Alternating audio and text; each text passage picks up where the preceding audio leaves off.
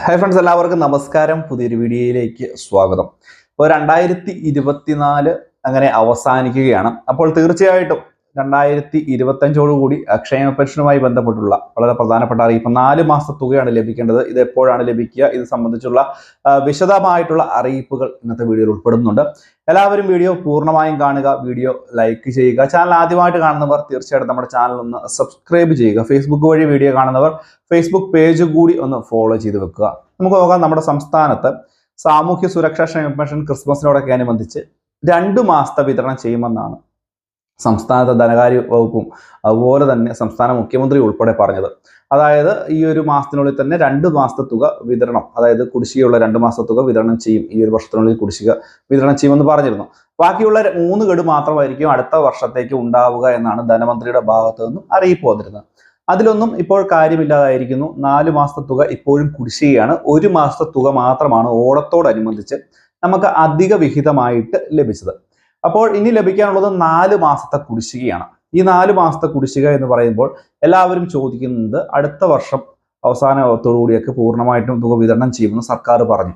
പക്ഷേ ഏത് രീതിയിലായിരിക്കും വിതരണം ഉണ്ടാകുക? നമുക്കറിയാം, വിഷുവിനോടൊക്കെ അനുബന്ധിച്ച് 2 മാസത്തെ തുകയുടെ വിതരണം ഉണ്ടാകാൻ സാധ്യതയുണ്ട്.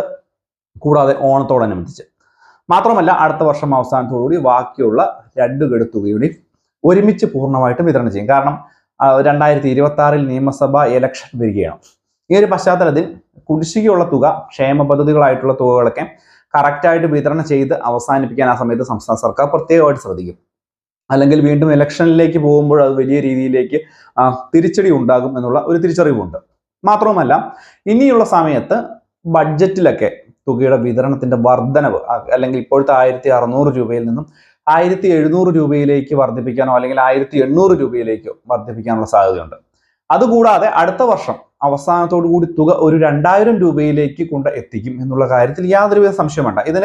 ഈ ഒരു 2000 രൂപയിലേക്ക് എത്തിച്ചതിന് ശേഷം തീർച്ചയായിട്ടും അടുത്ത അറിയിപ്പ് ഉണ്ടാകും. സാമ്പത്തിക പരാധീനതകൾ കാരണമാണ് തുക 2000 രൂപയിലേക്ക് മാത്രം എത്തിക്കാൻ സാധിച്ചത്.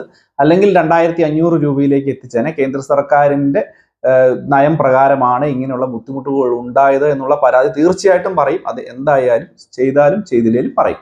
അത് 2 രീതിയിലും ഉണ്ടാകും. ഇവിടെയും മുകളിലും എല്ലാം തന്നെ ഈ ഒരു പ്രശ്നങ്ങൾ ഉണ്ടാകാറുണ്ട്.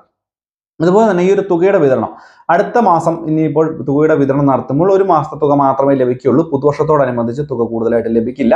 കൂടാതെ തന്നെ പുനർവിവാഹിതരായിട്ടില്ലാത്ത ആളുകൾ, അല്ലെങ്കിൽ അവിവാഹിത പെൻഷൻ വാങ്ങുന്ന ആളുകൾ, അതുപോലെ തന്നെ വിധവാ പെൻഷൻ വാങ്ങുന്ന ആളുകൾ, അവർ വിവാഹിതരായിട്ടില്ല അല്ലെങ്കിൽ പുനർവിവാഹിതരായിട്ടില്ല എന്നുള്ളതും സാക്ഷ്യപത്രം കൂടി ഇനി ഹാജരാക്കണം. ഇല്ലെങ്കിൽ നിങ്ങൾക്ക് ഈ ഒരു പെൻഷൻ തുക മുടങ്ങുന്ന സാഹചര്യം ഉണ്ടാവും. ഈ ഒരു കാര്യം കൂടി ഒന്ന് മനസ്സിലാക്കുക. അപ്പോൾ ഇത്രയുമാണ് പറയുവാൻ വന്നത്. തീർച്ചയായിട്ടും വീഡിയോ ലൈക്ക് ചെയ്യുക, ഷെയർ ചെയ്യുക, ചാനൽ സബ്സ്ക്രൈബ് ചെയ്യുക. മറ്റൊരു ഇൻഫോർമേറ്റീവായ വീഡിയോയുമായി വീണ്ടും കാണാം. Bye friends.